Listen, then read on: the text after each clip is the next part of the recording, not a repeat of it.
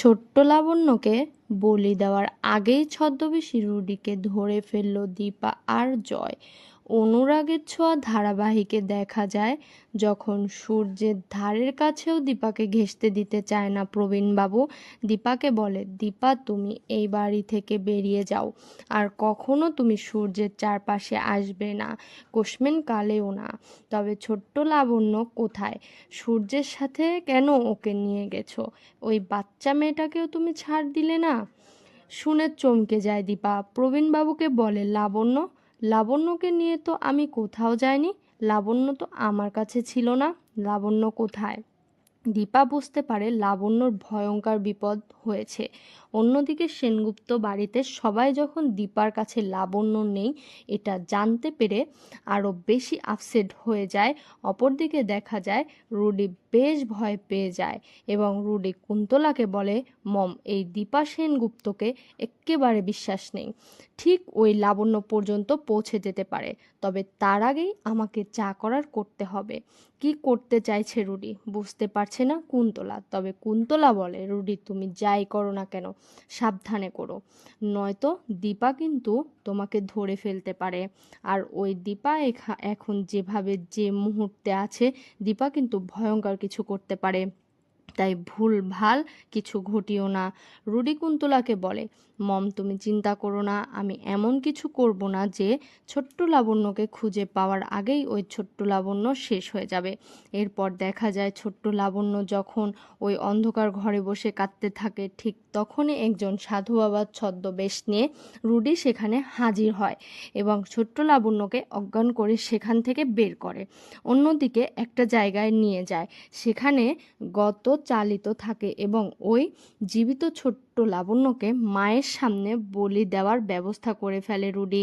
লোকজন জড়ো করে সেখানে এবং জোর করে বলে বলি দিতে যায়। অন্যদিকে দেখা যায় দীপা আর জয় সেনগুপ্ত বাড়ি থেকে বেরিয়ে পড়ে এবং দীপা আর জয় ওই রুডি যেখানে ছোট্ট লাবণ্যকে বলি দেওয়ার ব্যবস্থা করেছে সেখানে হাজির হয়ে যায়।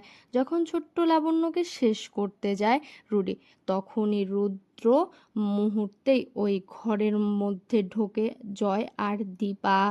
আচ্ছা, মতো ধোলাই করে ওখানকার লোকজন এবং রুডিকেও ধোলাই করে দীপা। বেশ আহত হয় রুডি, কিন্তু রুডির চোখে ধুলো দিয়ে ওখান থেকে পালিয়ে যায় এবং পালিয়ে যাওয়ার পর রুডি কুন্তলার কাছে যায়। কুন্তলা রুডিকে বলে, রুডি এটা তোমার কি অবস্থা? তুমি তো এখন দরথি ছদ্মবেশেও নেই, তুমি এখান কি করবে? তুমি তো আহত হয়ে গেছো, যদি তুমি এখন ধরা পড়ে যাও রুডি, আমার মনে হয় আমাদের পালিয়ে যাওয়া উচিত। কিন্তু রুডি কুন্তলাকে বলে, না মম, ওই সেনগুপ্তদের শেষ না করে আমি কোথাও যাব না, আর আমি এমনভাবে খেলবো যে ওরা কেউ আমাকে ধরতে পারবে না।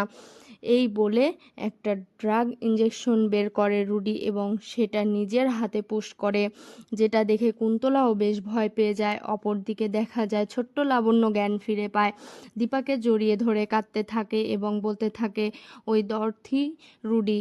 তবে রুডির খেলা আর চলতে দেবে না দীপা। দীপার রুদ্র মন্দিরে নেয় এবং ছোট্ট লাবণ্যকে নিয়ে সেনগুপ্ত বাড়িতে ফিরে আসে। সবার সামনে চিৎকার করে বলে, ওই ডর্থি রুডি আর ওই ডর্থি এই ছোট্ট লাবণ্যকে কিডন্যাপ করেছে। ছোট্ট লাবণ্যও বলে, কিন্তু কেউ ছোট্ট লাবণ্যর কথা বিশ্বাস করে না। দীপা বলে, যদি ডর্থি রুডি না হয় তাহলে সে কোথায়? সে কোথায়? ডর্থির ঘরটা বন্ধ করে থাকে এবং ওই ঘরের সামনে গিয়ে সবাই মিলে ডর্থিকে ডাকাডাকি করতে থাকে যে সত্যি ডর্থি আছে কিনা দেখার জন্য। দীপা এবং জয় এটা বিশ্বাস করে নেয়, যেহেতু ওর ডর্থির রুডির রূপের মতো আছে। আঘাত পেয়ে এবং সন্ন্যাসীর সেজে সে এমনভাবে আহত হয়েছে যে সে আর কোনোভাবেই এই ঘরের মধ্যে আসতে পারবে না, সেনগুপ্ত বাড়িতে আসতে পারবে না। অন্যদিকে দেখা যায় রুডি আবারও ওই সেনগুপ্ত বাড়িতে ঢুকে ডর্থির ছদ্মবেশ নিয়ে নেয়।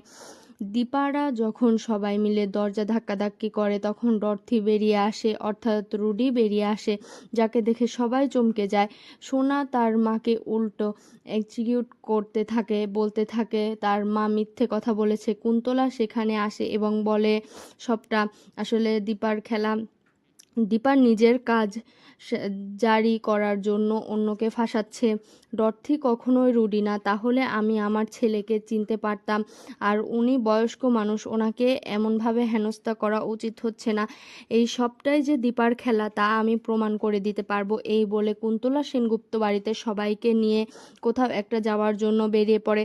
তো বন্ধুরা, তোমরা এটাই তো চাও, সোনা যেন তার আগেই বুঝতে পারে এই ডর্থি রুডি? কমেন্ট করে জানাতে ভুলো না।